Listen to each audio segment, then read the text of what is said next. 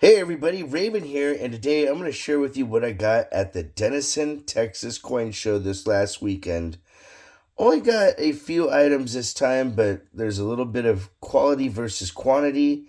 It's a smaller show, so you don't see as much, but there was still a lot of really good people that showed up and a lot of good dealers, and there were some nice deals to be had. So I negotiated a little bit here and there, and one of the things that I was really happy with is right here 1882 Carson City PCGS Slabbed and Certified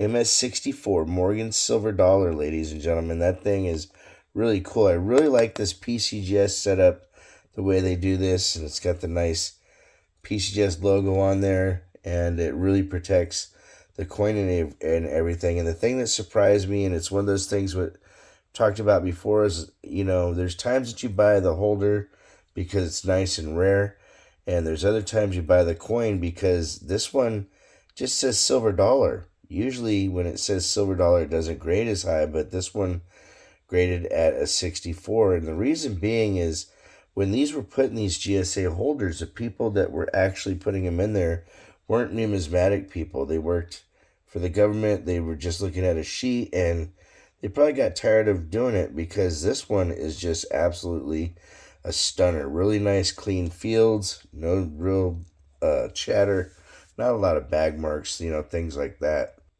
But I really like this coin. I think it is really nice. And it came with a little buddy, 1883 Carson City, that's also MS64. PCGS Slabbed and Certified. Again, another really nice stunner. Really clean fields on both sides. There is some chatter here in the front of this one. But overall, a really nice, stunning blast white example. Up next, I was able to get a 1982 Libertad PCGS Slabbed and Certified at an MS65. It's getting really hard to get these lately, ladies and gentlemen. It used to be where if you went to a show in Texas, because it's proximity to Mexico, you'd find quite a bit of Mexican coinage, but it's been slowing down. I was really happy, though, to get my hands on this 1966 MS64 Panama Balboa. That thing is a beauty of a coin. I really like these. The size of them, they're really cool. And another thing I'm not seeing as much, not as many Panamas, Balboas. Then I came into a run of Mercury Dimes. We got a 1938 Merc AU55 PCGS Slabbed and Certified. Very cool. And then a 39D and an MS65. Again, PCGS Slabbed and Certified. Really nice to get any of them in the 30s.